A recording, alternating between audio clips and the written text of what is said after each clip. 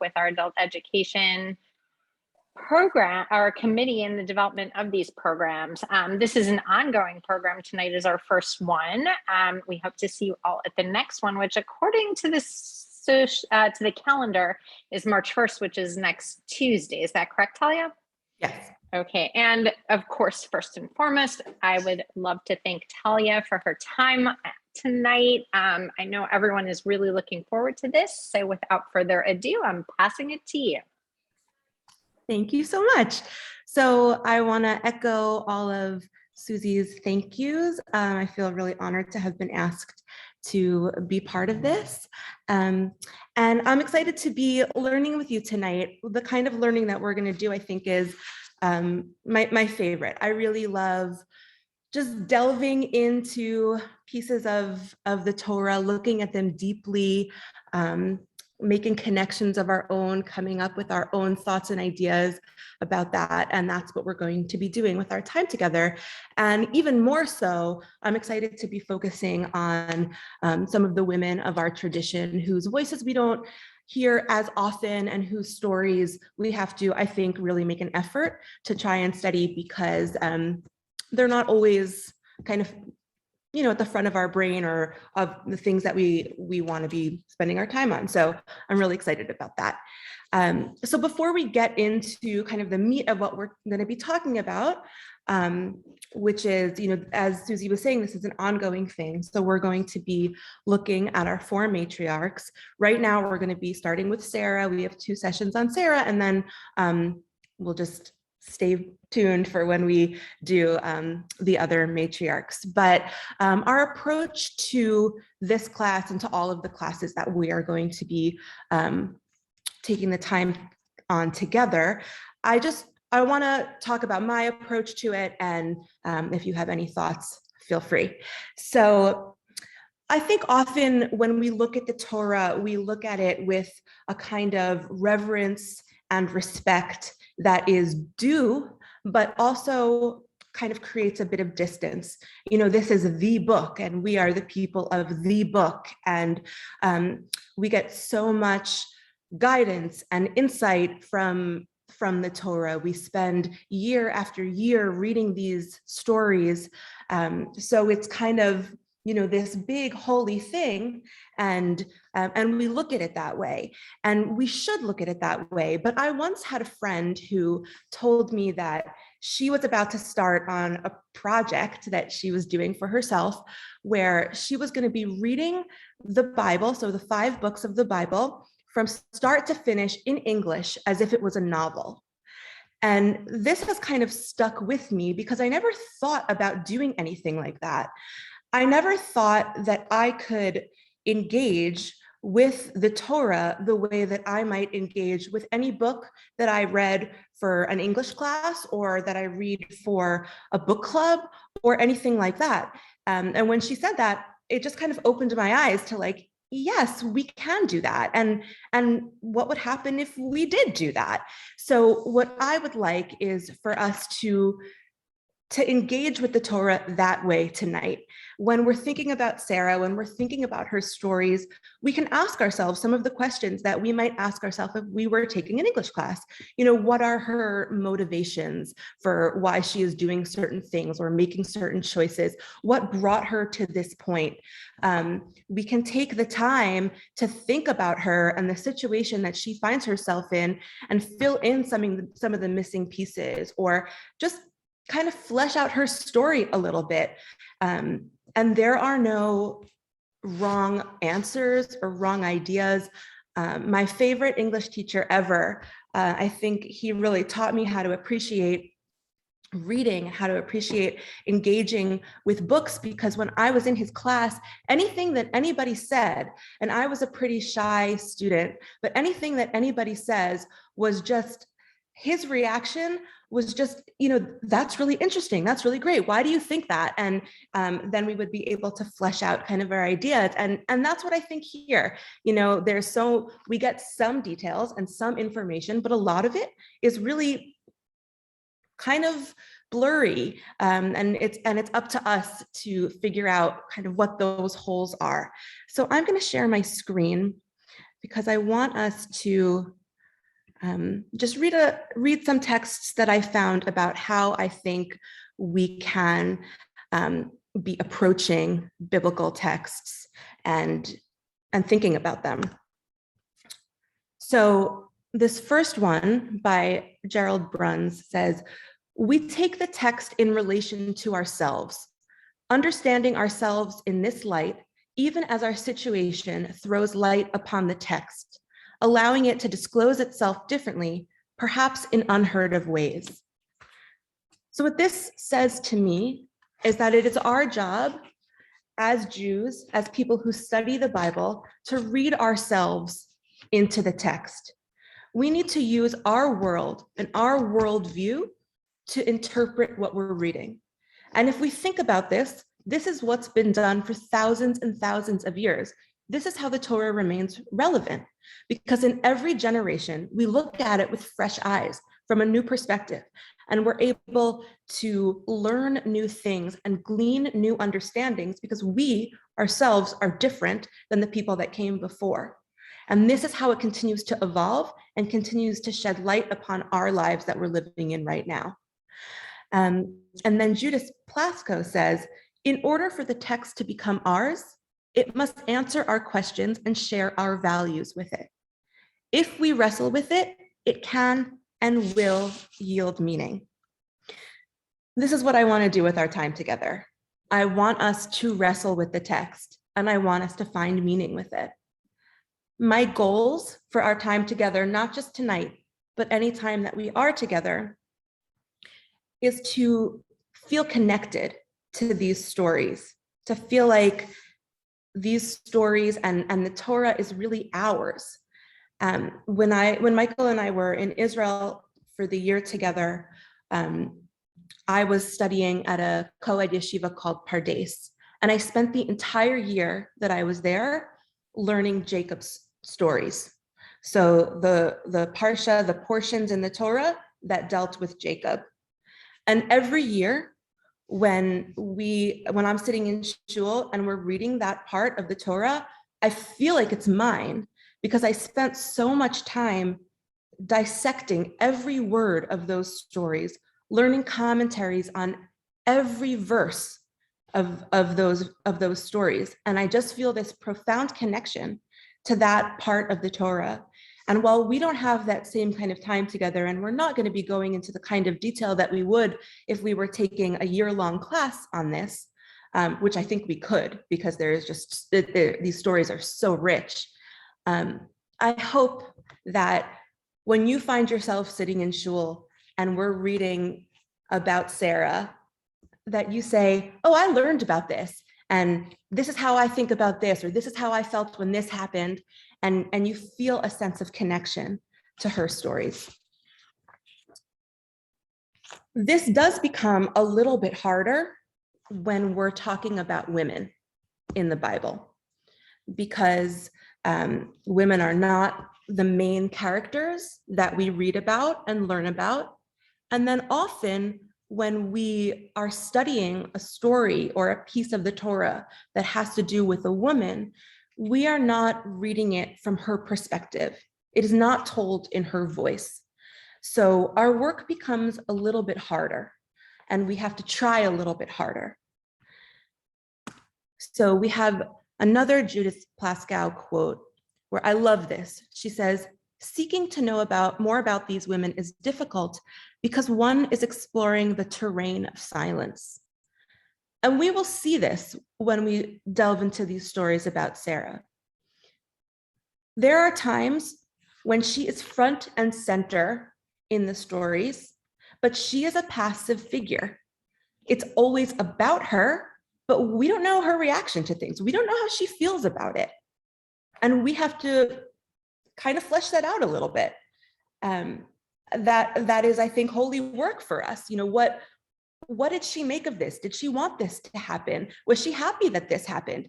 Did she cause this to happen, you know, for better or for worse? We have to do that work of kind of filling it in for her. And then David Zucker says, to hear the voices of these biblical women requires rereading the ancient sacred texts and trying to imagine more fully what was said and described and what was left unsaid and undescribed. So we know in general, when we study Torah, we know that the Torah is very frugal with its words. If there is an extra word in a sentence, we study that word to think about what that could possibly mean and what that could teach us about what we're reading. If the word is written with a different kind of suffix, we look at that to see what that can mean. And when we're so if the Torah by default is frugal with its words, and then we're talking about women where there are even fewer words dedicated to them, we really do need to fill in these blanks. And this is what we're going to do. We need to imagine their world, their feelings, their reactions to what is going on. And this, I believe, is how we begin to make the Torah our own. So I want to start with just talking about what we know about Sarah. So if anybody wants to raise your hand or just pop it in the chat, what do we know about her?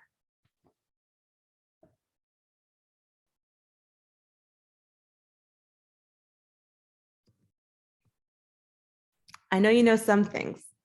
I'll talk. You want me to Okay. talk? Okay, so she is the first Hebrew woman, Jewish woman. Mm-hmm. Yep, for sure. You want me to keep going? Yeah, who is talking? I'm not seeing it on my It's screen. Sherry Wicker. Oh, okay. You don't see my face because it's been a long day. Okay. All right, Sherry, keep going. Yeah. Okay, she had Isaac at 99. She's married to Abraham. She basically waited on them hand and foot. Yes, that's about all I know. Okay, I mean, that's great. Thank you. Those are like the big details of her life that we know. Anybody know anything else? Wasn't she very old when she gave birth? Yes, she was. She was 99. Yeah, that's all I know. Well, I'd say that she was, our prototypical Jewish woman, mother who welcomed in guests. Mhm. She's the one who welcomed people into their tent and took care of people. Yep, for sure. We will look at that. Yep. Gilda? She was spiritual. She went and prayed and felt what she was praying very deeply. So even though, she may not have demonstrated that out loud, like you said before, the story was told about her, but it showed that that's what she was doing. Great. Yeah. Marcy? For some reason, her name Sarai and then changed to Sarah. Mm-hmm. And there's I don't know it, but I know I don't know what it is, but I know there was a reason that happened. So we're going to talk about her names tonight. Yeah, Okay. Thank you. Shani? Yeah, well, also she had to share, like many women in the biblical times, her marriage with, there were other women around, Hagar, and then I think Bilhah and Zilpah. I may not be remembering that correctly, but there were a few other family units to work with. Yes, for sure. For sure. Talia, we have a couple people commenting in as well. One with she became the mother of nations, but she didn't believe that Hashem would give her a child, so she was tested in that way. Another comment stating that she struggled with infertility and was forced into competition with other women and had a prophetic power. Yes. You guys know a lot about Sarah. Awesome. Thank you. We're going to touch on a lot of these things over the next 2 sessions. Wait, I see we have another one here. She was beautiful and she was jealous of Hagar. Great. Thank you. So I think that you all set the stage for a lot of the things that we're going to be talking about during our time together. So the way that I want to do this is, if you look at Sarah in the Bible, you'll notice that her story is kind of told in a series of vignettes. It spans over 2 full parshas, a number of chapters in the Bible, but she's not present the whole way through. You know, there'll be a story about Sarah and then a story about something else, and then a story about Sarah and something else. So that is kind of how we're going to approach this. We're going to look at a number of vignettes, a number of kind of stories about her, and talk about them. And hopefully over the next 2 classes, we'll really get to know her. So I want to set the stage for you before we get into our first story about her. So when we first meet Sarah, her name is Sarai, but just for it to be, you know, clear and kind of easier for us, we're just going to refer to her as Sarah the entire time. We'll refer to her as Sarah, and we'll refer to Abraham as Abraham, even though his name is also changed. But when we first meet Sarah, she is 65 years old. The 2 things that we learn about her kind of immediately is that she's married to Abraham and that she is akara, she is barren. So she is the first in a series of childless women that we're going to be studying together, but she is the first one. We also know that she is from a place called Ur Kasdim, and her name, Sarai, means princess. So the time period that she's living in is kind of the height of Ur Kasdim's prosperity. So it is a big cosmopolitan city in the middle of the desert. And she, because her name means princess, we can assume that she is from a prominent family. So she is, you know, living a very comfortable life. But what we also know is when Abraham is told to lech lecha, to leave his home and to go to a new land, Sarah goes with him. So my question is, why? Why do you think, if she's living this comfortable life in this nice city in the middle of a really kind of dangerous and chaotic desert landscape, why does she get up and go? You can chat it or you can raise a hand.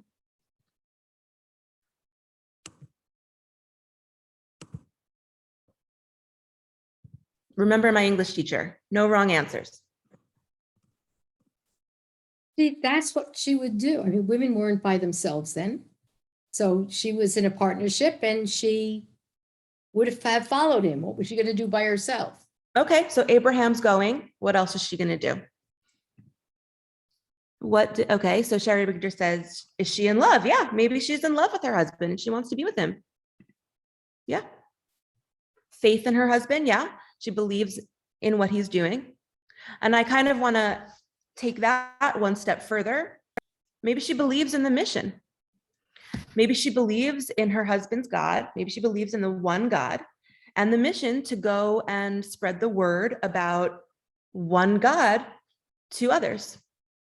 So there are a number of reasons that we can kind of think about why she would leave her comfortable, cushy life and go out and become a nomad, kind of wandering through the desert, trying to find people and spread this idea of monotheism. But she goes, and she and Abraham and their entourage start out on this journey.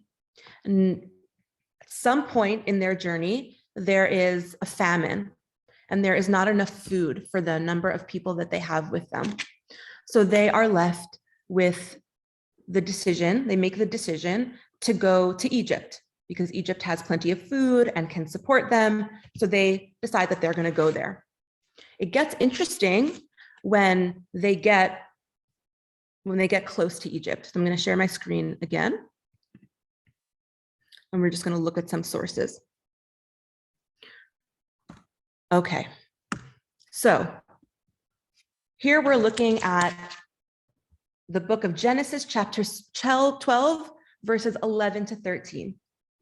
And it occurred as he was about to come to Egypt, this is Abraham, he said to his wife Sarai, behold, now I have known that you are a beautiful woman, a woman beautiful in appearance. And it shall occur when the Egyptians see you, they will say, this is his wife. Then they will kill me, but you they will let live. Please say that you are my sister, that it may go well with me for your sake, and that I may live on your account. So they're outside of Egypt. They're about to go in. They have no food. They can't support the group of people that they're with. And all of a sudden, Abraham looks at her and says, you're beautiful. And the commentators say that she was more beautiful than just kind of your average person. She wouldn't have been taken from Abraham to be given to just any person. She was so beautiful that they would take her and give her to Pharaoh. And if they knew that Sarah was his wife, they would kill him so that she could be taken to Pharaoh. So he says, please just say that you're my sister so that I can stay alive. And this is what happens. They go and she is taken and she is brought to Pharaoh's harem. And this happens to her. Sarah is silent. We don't know what her reaction is. We don't know how she feels about this. All we know is that she is taken from her husband and she is given to another man. So let's just flesh this out for a little bit. What do we think Sarah's reaction is to this? Is she cool with it? Is she disgusted by it? Does she feel like she has no option but to do this? I mean, what do you think, Daphne? I think it says a lot about women's life at the time of the Torah, of when the Torah was written, when the story is being told. I mean, obviously, when we hear it from our perspective now, it's hard to even imagine that a woman would go without thinking, should I go, or even have her own thoughts. I think it says a lot about, in those times, women maybe had their own thoughts, but they weren't really able to act on them. I think it also says women were treated as possessions. They could just be given to Pharaoh and they'd taken away, and the owner would be killed. The owner in that case being her husband. And so I think more than anything, it says a lot about the time and the way women were perceived. And obviously then we can interpret what she's thinking based on how we as women in 2022 see the world and lead our lives. Yeah, 100%. Any reactions to what Daphne said or to the verses that we just read? I concur with Daphne. Completely. Yeah, I mean, that was the times. I mean, even if anybody reads historical fiction about what it was like for women 100 years ago, or what it's like for women in some other cultures today, she might have just thought, okay, this is normal. Like, this is what I was raised to understand could happen. Right. Meechus is, I don't know which one of you raised your hand. It's me. Well, so yeah, my comment was going to be, I know Daphne said, it's hard for us to think about that today, but there is quite a bit of society, and Marcy did refer to certain parts of the world. There's quite a bit of society where that is still absolutely the case, that Sarai's life is, the description of Sarai's life is still true. Great, thank you. Yeah, I mean, I think everything that you're saying definitely rings true. But I can't help but thinking that a minute ago, when we were talking about some of her motivations for leaving her parents' home, for leaving Ur Kasdim, we talked about that she loved Abraham. She loved her husband. She believed in his mission. She went with him to help him with his work. And here they are, they find themselves in a sticky situation, and she's torn away from him, brought to another man so that he can stay alive. I mean, it's tragic to think about. And it's just so sad. But let's look at what happens next, just a couple verses later. So, and the Lord afflicted Pharaoh along with his household with severe plagues on account of Sarai, the wife of Abram. Pharaoh summoned Abram and said, "What is this you have done to me? Why did you not tell me that she is your wife? Why did you say she is my sister so that I would take her as my wife? Now here is your wife, take her and go." So here we have a very, very quick about face, right? She's brought to Pharaoh. He's going to have her as his wife. And all of a sudden, they're afflicted with some sort of plague, him and everybody in his household. And he finds out the truth. And he brings Abraham in and he's like, "Okay, take her, go. I don't want any part of this." So, what happened in this short span of time that made this change, that made Pharaoh change? So our commentators and the rabbis look at one very small phrase here in the verses that we just read to kind of try and explain what just happened. So we're going to be looking at verse 17. So in English, it says, I'll read it again. "And the Lord afflicted Pharaoh along with his household with severe plagues on account of Sarai, the wife of Abram." So in Hebrew, the words are al devar Sarai. So we can translate this in a number of different ways.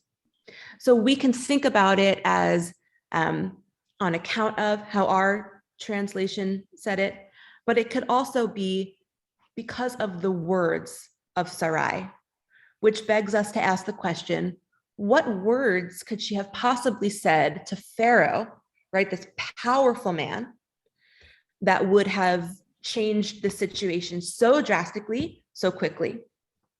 So Bereshit Rabbah does what we're doing right now, and it fills in some of the details. It creates another story to help us understand the story that we're learning together. So it says, "Sarah cried out saying, 'Master of the universe, when I heard from Abraham that you had told him, go forth, lech lecha, I believed in what you said. Now I remain alone, apart from my father, my mother, and my husband. Will this wicked one come and abuse me? Act for your great name and for my trust in your words.' God replied, 'By your life, nothing untoward will happen to you and your husband.' At that moment, an angel descended from heaven with a whip in his hand. Pharaoh came to remove Sarah's shoe. He hit him on the hand. He wanted to touch her clothing. He smote her. All that night, the angel stood there with the whip. If Sarah bade him strike, he would strike. If she told him cease, he ceased." So here we have a midrash, right? We have our rabbis kind of filling in the backstory here, what these words are. So the midrash is saying these aren't words that she said to Pharaoh, but they're actually words that she spoke to God and God's angels when God intervened. So she prays to God and she demonstrates her faith in God and her faith in the mission that she and Abraham share. And God comes in and helps her. So this is, kind of a no means no type of situation. She had an angel there who was making sure that this happened. Anytime Pharaoh made an advance, Sarah said no, and the angel stopped it. So I think here, what we're seeing, and we see this a lot in Sarah's stories, and we'll continue to see it more next week, but the rabbis go to great lengths here to make sure that Sarah remains pure, right? That they don't want us to think that anything happened between her and Pharaoh that shouldn't have happened. But what I love about this midrash beyond that is that she all of a sudden, she has a voice, she has power, she's saying what she wants, and she's getting it, right? She did not want this situation. She did not want to be with Pharaoh, and she prayed to God and God intervened. So I love this midrash because of that, because I think it really just flips the perspective that we have. And if any of you have any reactions to it, I'd love to hear it. Mark. It seems in this case that Pharaoh is innocent. He didn't know she was married. And so I'm not sure why, why did we have to go through this exercise of having her go to Pharaoh and then have this happen? Why couldn't they have just, said to God, let's not have him take her from Abraham? So why did she have to go to Pharaoh in the first place? Why do we have to go through that whole exercise? Because Pharaoh was innocent in this case. He didn't know any better. So, why couldn't she pray or Abraham pray to God, just say, don't have them take her from me and kill me like they suspected might happen? I think that's a great question. I mean, why is it that it's coming from the woman right now instead of from Abraham? Like, does it make it more powerful that it's coming from Sarah? How does that make us see Abraham in this light, that he just, instead of doing that, he just said, I don't want to be killed, so please just say you're my sister and you go. And Sarah then has to speak up for herself and make this happen for herself. I mean, we don't know the answer to your question, but I like that the power rests in her hands here, that she stepped in to save herself instead of her husband stepping in to save her. I like that. Beth? Hello. So I think it is really important that in so many other stories that we hear, these men are waiting for God to show himself, to prove that God is real. They wandered for 40 days and 40 nights and 40 years and whatever it is. But the constant, it's almost like Sarah is a superhero. She has this power of God's constant presence through an angel or whatever kind of protection. She has this immunity almost to anything bad happening to her at all times. And we really don't hear that in any other part of the Torah. And I think that's really cool that he protected her this whole time and there was no waiting. I love that. And it also kind of leads us seamlessly into the next thing that I want to talk about. So thank you for that segue, Beth. So they get to leave Egypt whole and intact. And actually Pharaoh gives them a lot of riches. So they leave even in a better situation than they were when they came in. And the next stories in the Torah that focus on Sarah kind of chronologically focus on Hagar and Sarah. And we are going to spend next week, that is going to be our focus, the stories between these two women, because there is so much there. So this week, we're going to skip that. Next week, we're going to focus on that. So what we're going to look at next is Sarah's names. So here we go, sharing again. So when we first meet Sarah, as we said, her name is Sarai, but the rabbis teach us that that was not actually her first, the name that she was born with, that Sarai is her second name, and that her first name is actually Yiska. So we're going to look at that. But before we do that, just to think about the way Judaism views the importance of names. Judaism puts a lot of stock in the names that we're given and the names that we choose. And it's said that when parents are giving their children names, that they become prophets, that it's a prophetic act naming a child, that the hopes and the dreams that we have for our children, the people that we want them to become when they grow up, there's a divine inspiration when we choose their names.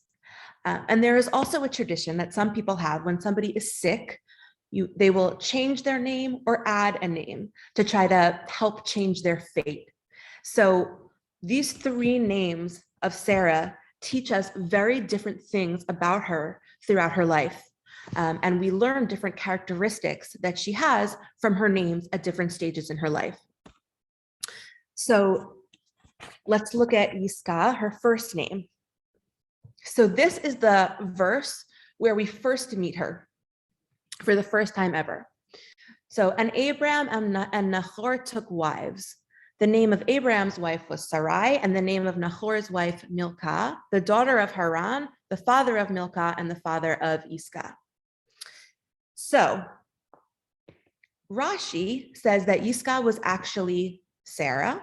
She was called Iscah, which means to see, because she saw the future through divine inspiration. So, Beth, this is what you were kind of talking about, that she had this connection with God. And I don't remember who said it before, but when we were talking about what we know about Sarah, somebody said that she was a prophet. So this is where we learn that from, because she had this name. And the commentators talk about her prophetic gift as being extremely strong. And we also know that she had a direct connection to God. We just saw this one story here, but in the Torah later on, and we'll learn some of that today, she speaks directly with God, which does not happen to a lot of women. It doesn't happen to a lot of people in the Torah, but specifically women, even fewer. So in terms of her prophetic gifts, the text supports this. Later on in Genesis, in chapter 21, verse 12, God tells Abraham to, I'm going to read it in Hebrew, Kol asher tomer elecha Sarah, shema b'kola. Whatever Sarah tells you to do, listen to her voice. And so the rabbis see this as saying that Sarah was an even stronger and more able prophet than Abraham, so that he was supposed to defer to her when it came to matters of the relationship with God, or if she thought something or wanted to do something, Abraham was supposed to listen to her because she had this divine connection in a stronger way than he did. The other support we see for her, her prophetic abilities, is that we see that Abraham and God have a relationship all through Abraham's life, up until the point where Sarah dies. Once Sarah dies and she is no longer in the picture, we do not see Abraham and God interacting with each other. So the rabbis see this as that the relationship that Abraham and God had was because of Sarah. It was because of her prophetic abilities, because of her relationship with God, that Abraham also merited to have a relationship with God. And once she was gone, that relationship disappears. So that is her first name. And from that, we learn about these abilities that she had and really the strength of her gift. The second name that we know of hers is Sarai. And so Nechama Rubinstein says, most of the time we know Sarah, she is called Sarai, my princess. She was called this because she was the princess of her house and of her tribe. It is as Sarai that she does some of her most prolific work. Throughout the time she was known as Sarai, she continuously showed her royal nature and embraced her role as a founder of a nation. So this is what we were talking about before, kind of. We alluded to two of these things. First, she was a princess. She came from a well-to-do home in a very prosperous city. So we see that she was a princess in her first life, living in her father's home. And then she was a leader of this new group that she and Abraham were creating together. And when it talks about the work that they did, Abraham and Sarah, it talks about it in a plural. It says when they were converting people or spreading this idea of monotheism, it uses the verb asu, which means to do, but in the plural sense. So the commentators say that this means that it was Abraham and Sarah working together, that Abraham would work with the men and that Sarah would work with the women. So we see that she really was a nation builder. She really was the head of her house and the head of her tribe throughout her life. And that she was doing this work under the name of Sarai. The other thing that we explicitly know about Sarai is what this next source tells us. And Sarai was barren, she had no child. So we know a couple of things. We know that Abraham, on multiple occasions, is told that he is to be the father of a great nation, right? But at first, we don't know who that nation is going to come from.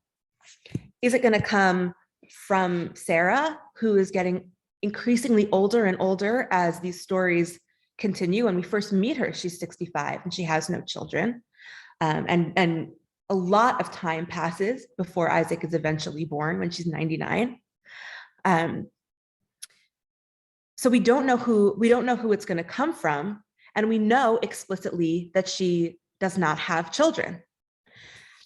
So when we look at her next name, God says unto Abraham, "As for Sarai your wife, you shall not call her name Sarai, because Sarah is her name.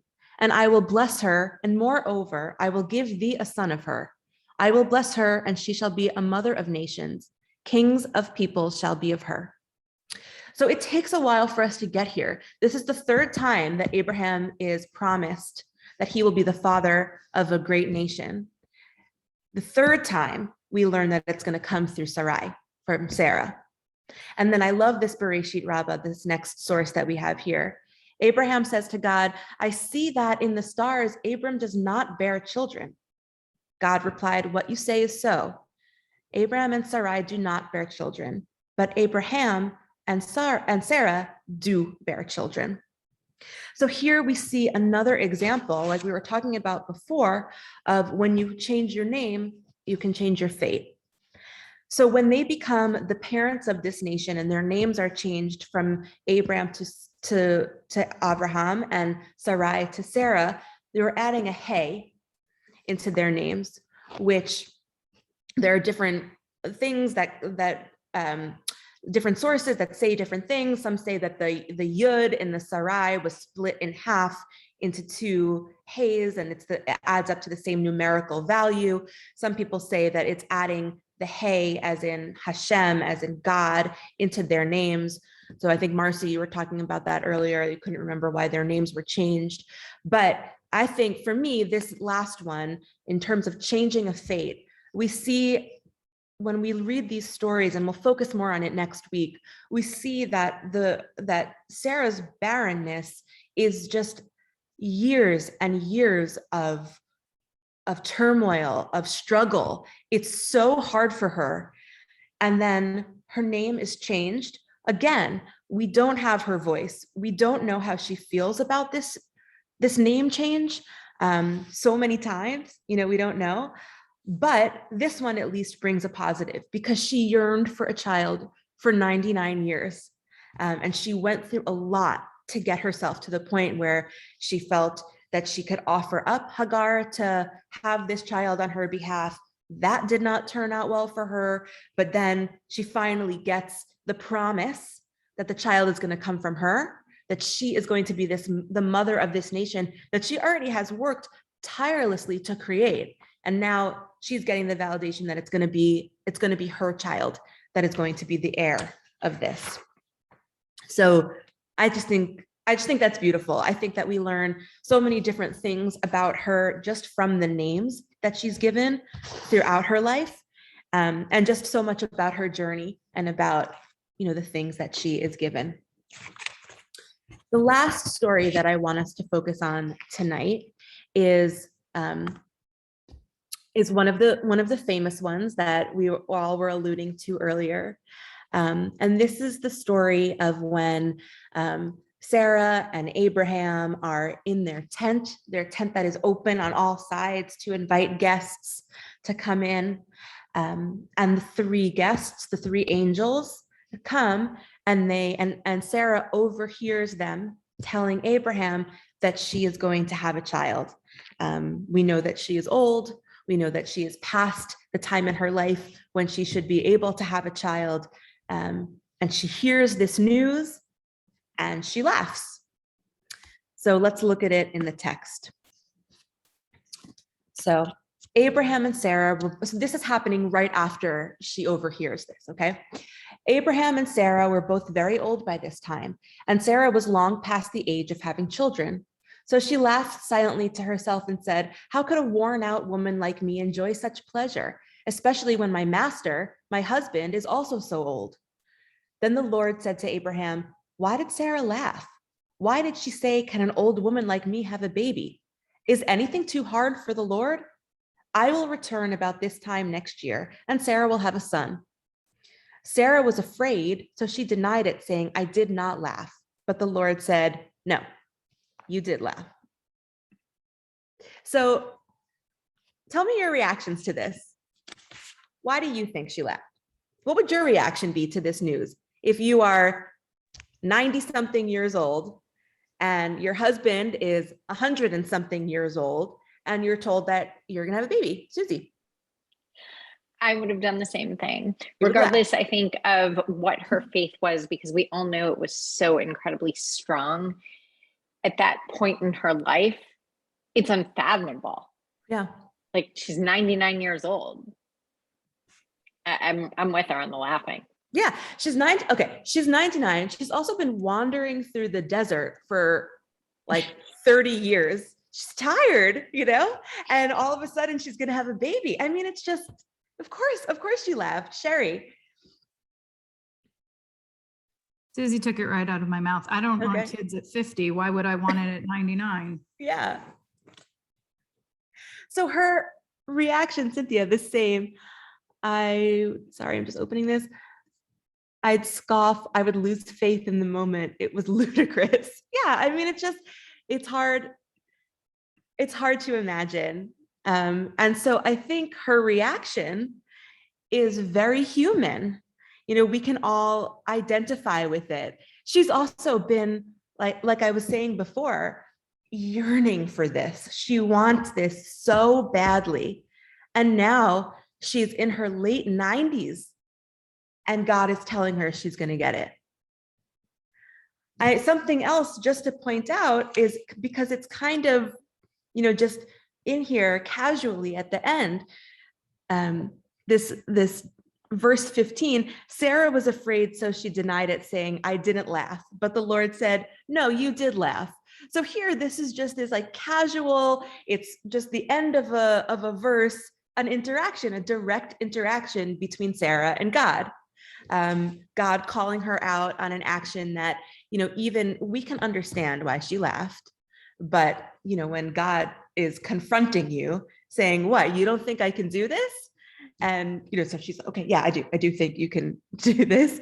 I think it's just priceless because it's so human, and we can, in our own way, even like the men and the women in this class right now can identify with just hearing something that you just don't think is even possible, at least seems so out there. And so you laugh at it.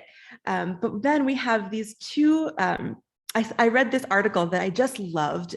And so I have two different pieces of it because I think it is exactly doing the work that we've been doing here. And it's building this whole, it's a midrash, it's a modern midrash, written now to explain and kind of have us look at her laughter and her relationship with God a little bit differently, kind of flipping it a little bit. So let me share my screen so we can see that again.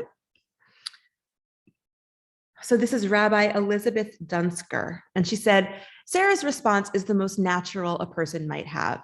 After all these years of barrenness, after the stressful and difficult time she has experienced in her life, now in her 90s, she has given this promise. What else is there to do in the face of such news but to laugh?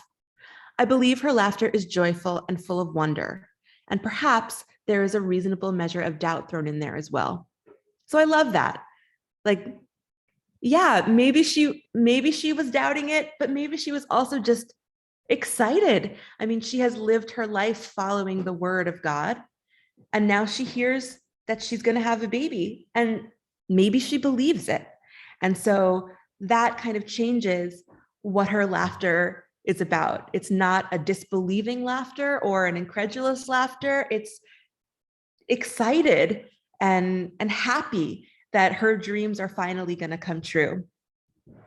And then this last source by Rabbi Dunsker, as many people do when they are caught at something, she denies it. I imagine her denying her laughter while at the same time struggling to wipe the smile off her face, perhaps even snorting a little from the effort. But that lie brings her a reward.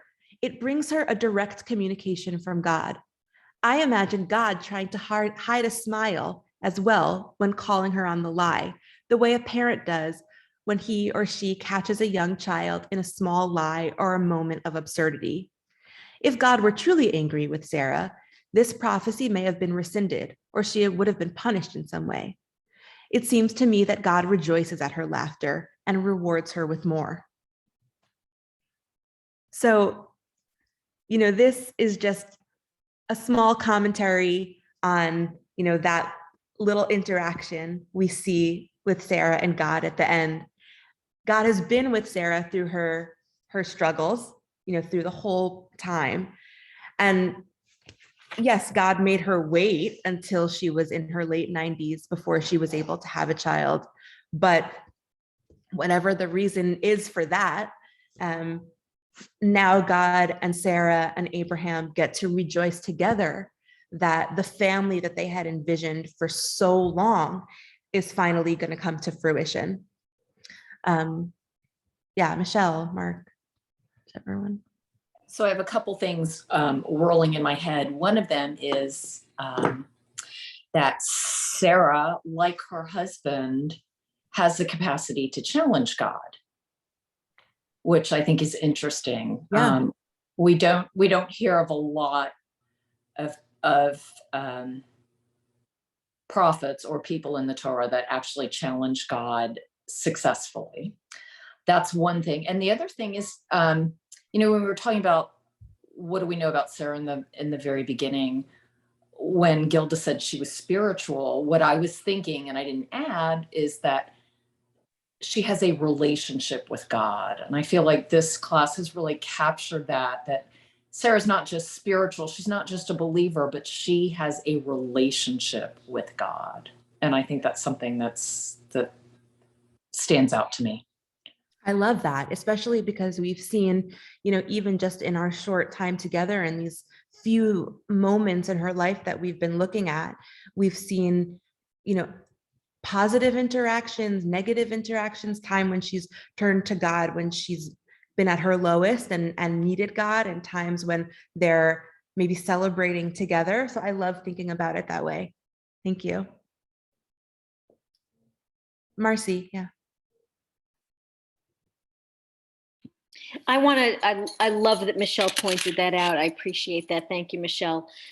You had said something earlier about the fact that Abraham's relationship with God kind of comes to a halt when Sarah dies. One, is that a midrash or is that in the text? And two, why? Like, why?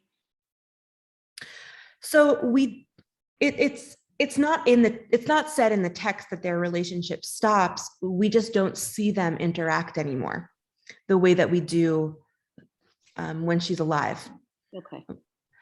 And why? The rabbis say that that's because their relationship was based on the merit of Sarah and the relationship that she had with God. We could think of a number of different reasons if we want to. But for our purposes here and thinking about Sarah as a prophet, and I liked that interpretation. It's fantastic. I mean, it's behind every man, Yeah.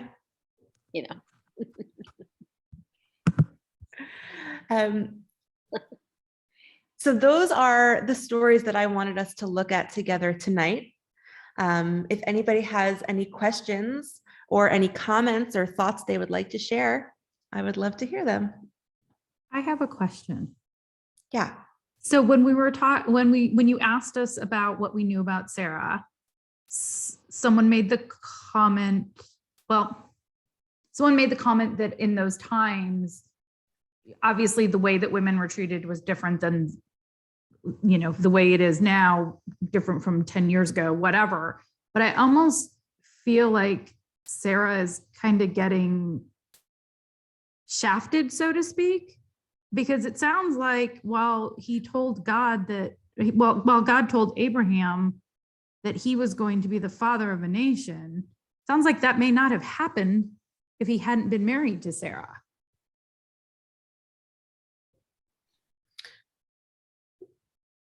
Well, I think, yeah, I mean, it came from the two of them. I think that is what we take away from that. We'll look at, Abraham's relationship with Hagar next week, and they have a child together, and God says, when Hagar is, cast out into the wilderness and pleading to God for her life, God also tells her that she will be the mother of a nation, and we see that through Ishmael. But the covenant, God is explicit in the third time that Abraham is promised to be the father of a nation, when we have the Brit Bein Haptarim and the covenant, we learn about circumcision and all of that. It is explicitly stated that it's their child, it's the two of them together that will be the parents of this nation, and that this promise will be fulfilled through Isaac. So they're just a wonderful partnership. Got it. Thank you. Interesting. Beth. So earlier you said when you change your name, you change your fate. And although it's not mentioned in the Torah, it's kind of there. She changed her name a fourth time when she became an Ima, right? And for her to go through that change, never mind the pregnancy, the childbirth, whatever, but she literally birthed all of us by birthing him. And that name change is so important too, even though it's not in writing. That title change is even more important. And the fact that it's not written speaks volumes about how reverent that title of mother really is. It's really important. And I just think this whole idea of this class is just remarkably beautiful. And I'm so thankful that you brought this to us. Thank you. And I didn't touch on it in what we're learning together, but the commentaries about Sarah after she has Isaac, some of them are just wild. I mean, the things that they say about her and her body and what she was able to do, and how she looked youthful, and very explicit details about nursing all the babies in the area. It just, to prove kind of what God was able to do, having her have this child at this advanced age. When the way you said it, Beth, I think I like that a lot better than some of the ways that the commentators are doing it, when they're trying to really prove God's might and prove that Sarah was able to do this. I just love the idea that being a mother, being that the fourth name, the Ima, could have had such a profound impact on her. And if we could read some of these commentaries, which I didn't bring here, in the light of, that it wasn't, I mean, obviously it was a miracle and it was, God's work, but that it was motherhood and maybe the joy of that dream being fulfilled finally, that was able to, bring so many wonderful things, not just to her, but to the people around her, which is what some of these commentaries talk about. I love the idea of that being, through motherhood. Mark, I thought your hand was up. I don't know if you put it. I had a question. I don't know. It's interesting from this discussion that there seem like there's several women, we see in the Bible and all the related stories that are barren. And yet, obviously, infertility is both the man and the woman, maybe the male issue. And I believe later, Hagar had a child with Abraham, so we know he's not infertile, but still, unless he had concubines and all that earlier, it's interesting in her case, and maybe other ones too, that we don't hear that God blesses them with a child. It's assumed that she is the issue, and yet we don't know that. It could be him. Yeah. Well, I never recognized that male perspective that in all these cases that it's the woman, but that doesn't have to be the case. Yeah, definitely. But I think, if we're looking at it through the time of the Bible, a woman's role was to bear children, to have children, and her worth was often weighed in her ability to bear children. And especially here, when there was so much pressure that, Abraham was to be the father of a great nation, and she wasn't giving him that. And when we'll talk more about that next week, the pain that we see, in her interactions with Hagar, and when Hagar has a baby, and it's just, there's so much to that. But I think really, the Torah doesn't talk about it in that way. It's assumed it's the woman because that's the woman's job. That's her worth, in these times for sure. Shani, yeah. I'm just having this thought then, well, look, if God can, in fact, make a woman of that age be able to have a child, then maybe there was a reason she was barren, or maybe Abraham was. Maybe that was part of God's whole plan of how things would unfold, that they would get to a certain point in life, or we get to a certain point in time. She wasn't maybe meant to have children earlier. Maybe this was all part of a greater thing, because, that's, to me, like, if God had already sort of I just believe there's a plan somewhere. Only God has the plan, right? So that was part of it. She was not supposed to be able to have children when she was younger, maybe, or they were not supposed to at that time have it. There was a reason for all of it to unfold the way that it did. Right. Maybe. Yeah. Maybe. Beth, I see that you asked a question, was Yitzchak named for Sarah's original name?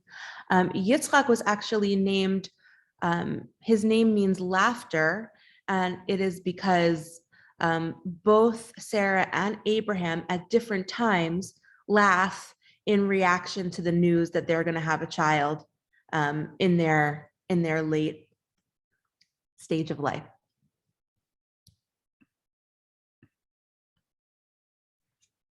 Anybody else?